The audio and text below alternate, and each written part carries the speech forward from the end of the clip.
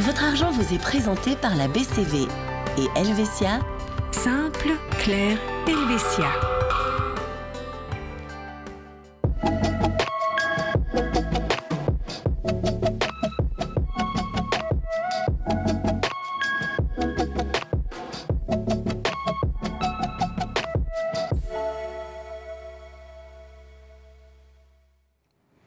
Bonsoir à tous. On va s'intéresser ce soir aux défis qui attendent le secteur des assurances. Et vu le contexte économique actuel, ces défis sont nombreux.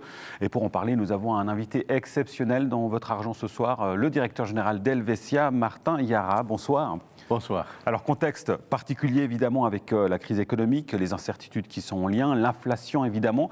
Je vous propose peut-être de voir d'abord les conséquences sur l'AVS. Quelles sont ces conséquences sur l'assurance vieillesse, Martin Yara? Je peux aisément comprendre que des crises et des perspectives économiques incertaines provoquent des questions et même des craintes à propos de la prévoyance vieillesse, parce qu'un développement solide de l'économie, c'est la base d'une prévoyance sûre. Vous avez mentionné l'inflation. Là, on doit savoir que notre système repose de prévoyance sur 3 piliers et les rentes ne sont pas adaptées automatiquement de manière uniforme et pas totalement au développement des prix dans les 3 piliers. On connaît des mécanismes pour adapter les rentes dans l'AVS et aussi dans le deuxième pilier, ce qui concerne les rentes d'invalidité, les rentes de survivants, mais on n'adapte pas automatiquement les rentes des bénéficiaires de la prévoyance professionnelle. Alors justement, la prévoyance professionnelle, on parle du deuxième pilier, la LPP, pas de renchérissement automatique. Pour quelles raisons et qu'est-ce que ça signifie concrètement pour les assurés ? Pour expliquer ça, on doit comprendre le mécanisme du deuxième pilier. Là, nous épargnons toutes nos vies pour une partie de nos salaires pour la prévoyance. Et après ça, ensuite, les économies sont versées sous forme de rente après la retraite. Si on veut maintenant augmenter ces rentes, ça doit être financé par ceux qui travaillent aujourd'hui. Il reste moins d'argent chez eux ou des rentes moins élevées avec eux. Ce qu'on peut faire, c'est le troisième pilier. Là, on peut compenser des lacunes. Là, on peut aussi, avec les possibilités de placement, on peut se protéger contre l'inflation. Voilà, et puis on rappellera qu'il y a la réforme actuellement en cours du deuxième pilier au Parlement, mais ça c'est encore un autre débat. Martin Yara, la question aussi des entrepreneurs. Si on a une entreprise avec la situation, on parle beaucoup de pénurie d'électricité, comment on peut lutter contre cette éventualité-là? Quels conseils est-ce que vous donnez à votre clientèle? Je pense que ça commence amont. Ça commence avec économiser, réduire la consommation d'électricité. Je vous donne 2 exemples. Ce que nous faisons comme entreprise, nous éteignons nos bannières lumière de publicité et nous avons abaissé le chauffage, la température de chauffage pour cet hiver. C'est un signal pour motiver d'économiser ensemble de l'électricité. Ouais, c'est des petits gestes. C'est ça, mais comme entreprise, nous sommes préparés à une pénurie d'électricité. Nous avons sécurisé notre traitement des données, notre centre de calcul.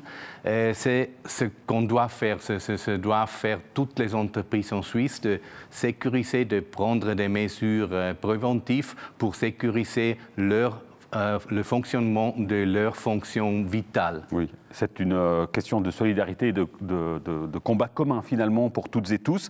Un mot aussi, Martin Yara, sur finalement le rêve de beaucoup de gens qui est celui d'acquérir un logement. Là, au vu de la situation, c'est encore plus compliqué. Est-ce que c'est de plus en plus difficile, on le voit, de pouvoir acquérir un logement en Suisse? En principe, les conditions de faisabilité n'ont pas changé. C'était important dans le passé. Ça devient plus important maintenant qu'on fait qu'un projet qui est supportable. On calculait toujours avec 5% d'intérêt là-bas, mais c'est clair qu'on doit maintenant bien comparer les taux entre les différents prestataires parce que ces taux diffèrent fortement. Et nous voyons sur notre plateforme immobilière ImmoWorld qu'on a encore un marché très dynamique et on trouve des biens attrayants et aussi finançables, même en Romandie. Voilà, le marché se porte bien. Un dernier mot, Martin Yara, rapidement pour conclure cette émission. Votre métier, c'est la gestion des risques. Avec la situation qu'on connaît aujourd'hui, évidemment, il y a beaucoup de risques, d'incertitudes. Quels sont les conseils que vous pouvez nous donner? Comment vivre finalement avec ce risque encore plus important aujourd'hui? Oui, c'est vrai que nous faisons face maintenant à des risques que nous avons un peu oubliés les décennies passées. Des exemples, on en a parlé, c'est la pénurie d'électricité, la pandémie, même la guerre ou les difficultés d'approvisionnement. Je pense que nous devons apprendre de nouveau à maîtriser ces risques, mais aussi vivre avec. Et à titre personnel, je pense que nous devons faire preuve du pragmatisme et de toujours aller d'avant. Une conclusion pleine de philosophie avec Martin Yara, le CEO d'Helvetia. Un grand merci, Martin Yara, d'avoir été avec nous ce soir pour l'émission Votre Argent. Merci à vous pour votre fidélité. On se retrouve très vite pour un nouveau numéro. À bientôt. Ciao.